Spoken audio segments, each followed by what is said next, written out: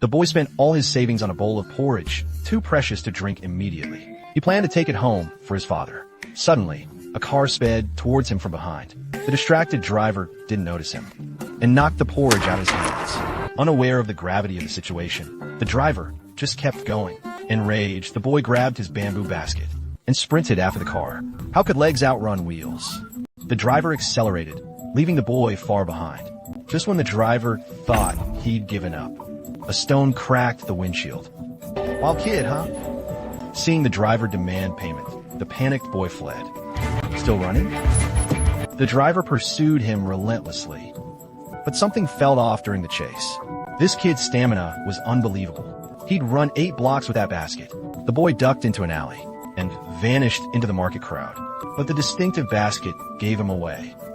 Pay for the damage. The penniless boy's family couldn't afford basic meals. Not a cent. We've nothing. As the man reached threateningly, the boy stumbled, spilling. Only then did the man notice. The basket held only wilted greens and the boy's earnest eyes. The man instantly grasped the situation. With an evening dinner appointment pending, he let the boy go without pressing charges. Unbeknownst to them, this encounter set in motion the gear of their intertwined destinies. Lao Zhang was once a professional tennis coach in a major city. His return to the mountains was to recruit promising children for training. Previously, he had coached a national champion, only to have that very apprentice, fresh from victory, publicly betray him before the media and defect to another club for better opportunities. Adding insult to injury, Lao Zhang had even regarded him as a godson. Blinded by greed, the apprentice prompted Lao Zhang to slap him across the face in rage. That day marked the bitter end of their master-apprentice bond. That night, drowning his sorrows in alcohol, Lao Zhang made a vow. He would train a successor 100 times better than that traitor. 16 years passed, and Lao Zhang found himself dismissed by the club instead. His failure to retain paying students, despite his humble efforts to serve them, went completely unappreciated, compared to the middle-aged, often grumbling Lao Zhang. The club favored young, handsome foreign coaches. Ultimately, student retention mattered most. Lao Zhang confronted the owner in frustration, only to be offered a paltry severance of 1,000 yuan and shown the door. Meanwhile, his ungrateful former apprentice had become a coach, producing a European junior champion. Lao Zhang, in stark contrast, faded into obscurity. With no place left for him in the city, he returned to his rural hometown. During the journey, he desperately called his former colleagues. Just then, the boy's porridge bowl got knocked over. At dinner later, he tried to save face by bringing out 2 bottles of cheap vodka to entertain everyone. His peers mistakenly thought he was doing well. He even showed off a flashy gold watch, bragging about it. After a few drinks, Lao Zhang mentioned wanting to make a comeback. He proposed pooling resources to establish a professional tennis club. The bald guy nearby couldn't hold back. I heard your lessons are free now, and still nobody shows up. What club are you even talking about? Exposed, Lao Zhang forced himself to stay composed. After all, he had trained a national champion once, but before he could finish, his former apprentice showed up at the dinner. Turns out he'd returned from overseas and planned to open his own tennis club. Facing his old mentor, he showed no remorse, instead hurling insults. You're just a lousy driver. Lao Zhang, enraged, stood up to confront him, but the apprentice's bodyguard humiliated him, shoving his head down. Then the apprentice sneered again. Go back to driving. Quit pretending to be a coach. Even some country kids I train would beat your students. Fine then. You find a student too. We'll see who's better. Dare you? But recruiting anyone seemed impossible for Lao Zhang now. Suddenly, he noticed the cracked window, flashing back to that fast-running basket carrier. A glimmer of hope dawned on him. So at dawn, he went to the boy's home. The boy, Wang Kai, thought Lao Zhang had come to collect money. As Lao Zhang followed him inside, only then did I realize how impoverished this family was. They survived solely by weaving bamboo baskets to scrape together a meager living. Yet the father didn't shirk responsibility and promised to pay for the broken window once these baskets were sold. Coach Zhang quickly shook his head and stated his purpose. He wanted to take Wang Kai to the city for tennis training, but father refused, saying he didn't expect his son to get rich, just to live an honest life. Zhang argued that staying in the mountains offered no future, but this remark angered father, who had spent his entire life here. He furiously pushed Zhang out, but Zhang persisted, producing a stack of medals, and vowing to train the boy properly. Wang Kai could compete internationally and bring honor to our country. Hearing bring honor to our country, father reluctantly agreed to let Wang Kai go. In their poverty, father could only give Wang Kai a bamboo basket as farewell. Other children begged Zhang to take them too. But sports demand physical gifts, so Zhang selected only 3 others, including Wang Kai for formal tennis training. With limited funds, Zhang rented a dilapidated court, built 3 tin huts nearby, and trained the boys rigorously. Using salvaged equipment, he tolerated no laziness. And these mountain-born children endured summer heat without complaint, but the repetitive daily drills gradually wore down on Wang Kai's patience. He sought early rest. He lied outright, claiming he'd finished. Although reclining with sunglasses on, Lao Zhang sensed every movement around him. He knew instantly Wang Kai was lying. He pointed to the trash can across the way. There's a camera inside. We can review the footage and recount the exact number. I'm wrong. I'll go back. Stay standing. Wang Kai's lament punishment was due. Though resentful, Wang Kai silently accepted it. Determined to check for the camera, he crept to the trash can that night. He fumbled inside for the supposed camera, only to find it empty. Feeling deceived, Wang Kai snapped. He stormed back, intent on leaving with his friend. This training will kill us with exhaustion. But his friend refused, determined to win the championship. Frustrated, Wang Kai grabbed his 10 yuan from under the pillow and fled the training ground alone. On the street, hunger and cold overwhelmed him. He entered a supermarket for water, gulping down. A glance at the cap revealed a winning try again message. Seeing the shopkeeper distracted, he cracked open another bottle. This cap only read thanks. An idea struck him. He screwed the cap back on and began opening bottle after bottle. The shopkeeper caught him red-handed, unable to pay for the drinks. He led the angry shopkeeper to his coach. The shopkeeper furiously pointed at 8 open bottles. "Fix this, or I call the police," he demanded. At this point, Lao Zhang had no choice but to pay up. When the boss learned Wang Kai was from the mountains, he not only called him an uncouth boy, but also bluntly stated that without proper discipline, this child would surely lead a life of crime when he grew up. Hearing these harsh words, Wang Kai seemed to make a firm resolve to achieve greatness someday and never be looked down upon. Afterward, Lao Zhang didn't blame him, but took him overlooking the entire city's skyline. As the sun rose, Lao Zhang pointed to an approaching luxury car and told Wang Kai, "Win the provincial championship, and you can own a car like that."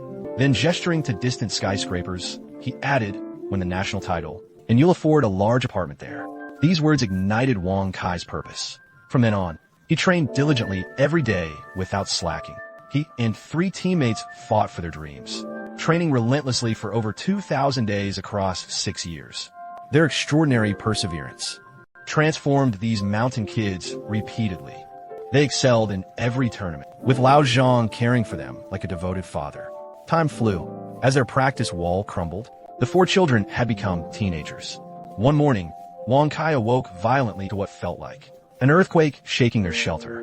He yelled to his friends, and they rushed outside to discover a crane hauling away their home. Furious, he charged forward to confront them, but just then, Lao Zhang finally returned. But at this moment, Li Yuan was still suspended midair. Lao Zhang learned that the venue owner wanted to raise the rent. So Lao Zhang pleaded earnestly and sent a wad of cash to the leader, who then agreed to discuss details with the owner that evening. When lowered, Li Yuan that night, Lao Zhang hosted a lavish dinner for the owner, finally securing continued venue access by trading a 90,000 yuan gold watch. He then danced for the owner as gratitude. Unaware his junior brother coach Wu witnessed this. Entering, Wu not only mocked Lao Zhang, but also called his trainees trash.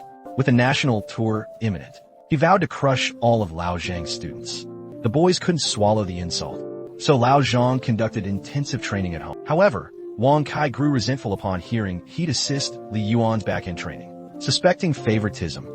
Though he was equally skilled, unbeknownst to him, this was Lao Zhang's reverse psychology, a tactic to ignite Wang Kai's competitive fire. Days later, he rewarded Li Yuan with a new phone, praising him as the best player publicly. Little did he know, this act would sow seeds of future defeat. Soon the tournament commenced. But shockingly, Wang Kai defaulted outright upon entering. Li Yuan, left alone, was outmatched, costing them the championship. But after the defeat, Wang Kai unexpectedly reappeared, challenging the champion to a rematch right then and there, to prove his true capability on the spot. The opposing team refused to believe their player could lose, so they found an outdoor court and started the challenge match. Against all odds, Wang Kai emerged victorious. Ever since the phone incident, his refusal to accept defeat had driven him to train relentlessly for this moment of redemption. During the karaoke celebration organized by Coach Zhang, Li Yuan sat grim-faced before slipping away quietly. Upon returning to the training ground, they found it swarmed by reporters, who mobbed Coach Zhang with accusations of exploiting players. Unsurprisingly, the traitorous former protege was behind this scheme, hatching new plots after his defeat, attempting to poach Coach Zhang's players using his influence. With the absent Li Yuan now standing beside him, Coach Zhang stared at them in disbelief. "I'm sorry, Coach. I can't endure crane noises disturbing my sleep anymore." History repeated itself. Furious, Coach Zhang later berated Wang Kai too, inadvertently pushing him to the rival team. Sobering up next morning, he felt utterly defeated and resolved to quit coaching forever. He gave the remaining 2 players cell phones and travel money before disbanding the team. Meanwhile, Wang Kai and Li Yuan experienced their first proper tennis club, featuring not just pristine courts, but also state-of-the-art fitness facilities. Even their hairstyles and outfits are custom designed, using rackets worth hundreds of thousands, which they didn't even dare to touch. Fortunately, before officially signing, Wang Kai expressed his wish to stay a few days before deciding. The boss didn't hesitate and agreed immediately. After all, the conditions here were vastly superior to Lao Zhang's. Yet despite the top-notch facilities, both were still looked down upon by others, and Wang Kai fell out of place. Unbeknownst to him, Lao Zhang was delivering water with 2 girls at that moment. After each day's work, he still cherished memories of their time together. Soon came the contract signing day. Lao Zhang happened to see Wang Kai's promotional poster, marking what could be their life's most crucial decision. But just as they finished signing and prepared for the commemorative photo, Wang Kai suddenly remembered his promise to Lao Zhang, how the coach had guided him like a father figure. "I'll take you to greater heights." Snapping back to reality, Wang Kai turned and ran, bursting outside to shout at Lao Zhang, "Take me away." In the car, learning Lao Zhang had quit coaching, Wang Kai brought him to their old rooftop haunt, recalling the past, mocked as a wild mountain kid after stealing. People predicted he'd turn criminal someday. Some called tennis an elite sport, unfit for mountain children. Others scoffed that Lao Zhang, a self-taught former truck driver, couldn't possibly coach properly. Yet at this moment, neither accepted these harsh criticisms. Instead of deterring them, the attacks reignited the fighting spirit in their 2 indomitable hearts, determined to change their fate. But first they must deal with Wang Kai's contract penalty. Lao Zhang spent his entire savings to buy out Wang Kai's contract and challenged his traitorous former student to a rematch. Soon after, the National Youth Classic tournament began. Wang Kai entered the court carrying his traditional bamboo basket. This unprecedented entrance made the world remember the 14-year-old dark-skinned white teenager with fierce determination. His opponent Xie Yuan was a multiple European champion, while Wang Kai's best achievement was merely provincial top 3. The match began with Wang Kai losing the first set 30-0. He couldn't even return his opponent's serves. Though losing the first set, he remained undiscouraged. In the second set, he found his rhythm, trading powerful shots with Xie Yuan's aggressive play. The 6th game ends, locked at 3-3.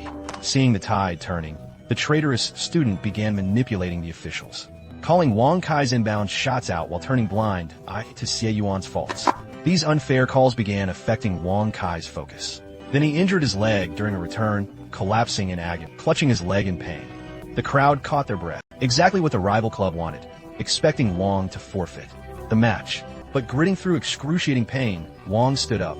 Seeing this, Lao Zhang considered withdrawing him. Yet Wang limped back onto the court, clutching his tennis ball. He recalled the supermarket owner's humiliation, the rival club's mockery, his master's disparagement at dinner, the oath to change destiny with Coach Zhang, and his parents' hopes for his success. At this moment, Wang Kai's gaze fixed firmly ahead. He then swung his racket, delivering a swift serve. Point by point, the score narrowed until the 12th game concluded, with both players tied at 6-6. Now entering the decisive tiebreak set, this game became crucial. The crowd now cheered overwhelmingly for Wang Kai. Though the rival club attempted underhanded tactics at this critical juncture, the referee resisted pressure to make biased calls. As the final point arrived, Wang Kai drew strength from the cheers. Centering himself, he took steady breaths. Drenched in sweat, he mustered every ounce of strength for this shot. His opponent fought back tenaciously in the extended rally. After grueling exchanges, the rival finally faltered from exhaustion, missing the return as Wang claimed the championship. Dropping his racket, he knelt and roared triumphantly to the sky.